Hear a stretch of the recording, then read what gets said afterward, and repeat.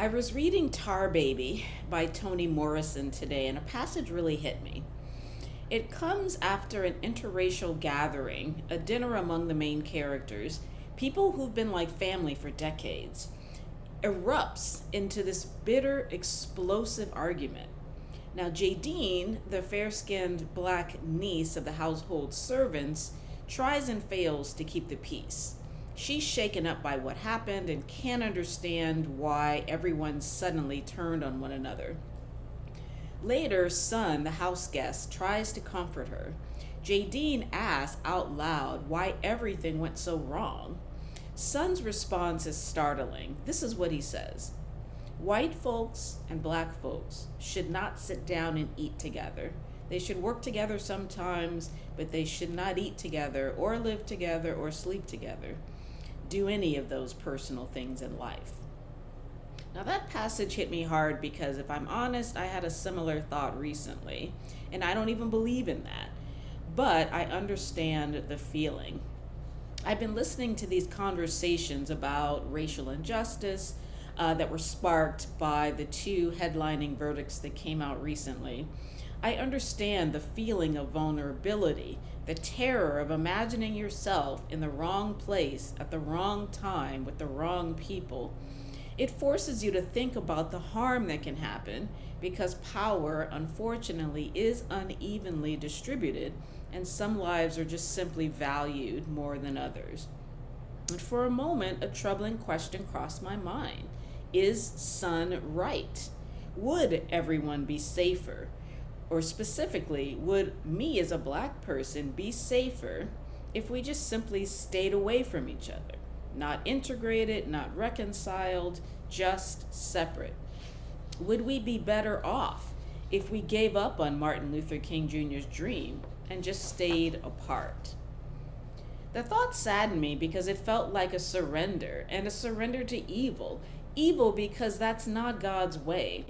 That kind of environment is neither intelligent nor enlightened. It's ego-based, primitive, and unstable, actually. Unstable because it inevitably becomes unfair. Remember the separate but equal lie? Now, I haven't finished Tar Baby yet, so I don't know where Morrison ultimately takes this idea. But after sitting with it, I can only speak for myself. I've always chosen hope over despair, always, in every aspect of my life. I want to believe that there are more decent people than monsters out there. I want to believe that the majority of people have a conscience and desire equal access to justice and opportunity. But I'm not delusional. I recognize that power can distort human behavior. History shows us that people often become attached to systems that benefit them, even when those systems are unfair and even brutal. Giving up privilege is difficult. Giving up status and power is damn near impossible. But I don't believe separation's the answer. It's also not practical. You cannot prosper by existing permanently on the margins of society. But unity with like-minded people is really important. The most vibrantly creative and prosperous environments are always the most liberal and diverse ones. Those are the environments that attract innovators and artists. And as an artist myself, I don't live in fear. My mission is to create the world I want to live in. My paintings assume black value. They imagine a reality in which our ancestry, our fortunes, our beauty, and our humanity have never been diminished or stolen. They envision a world where black people move through life with ease, confidence, and possibility that comes from being fully valued. I know that world does not yet exist, but every human achievement begins as an act of imagination. Nothing is built until someone first believes it can be built.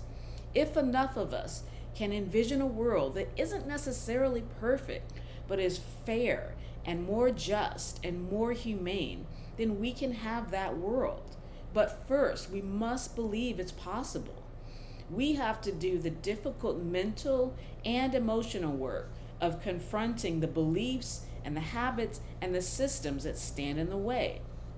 Now, my art is my contribution, but you might contribute in another way by sharing your gifts. Maybe it's through teaching or parenting or writing, mentoring, voting, building businesses, or simply treating people with dignity. Whatever form it takes, the work is the same: to insist that human beings have value, to judge people fairly by their actions, and to reject any standard that seems to shift according to race, wealth, or status. I believe that world is possible. Do you?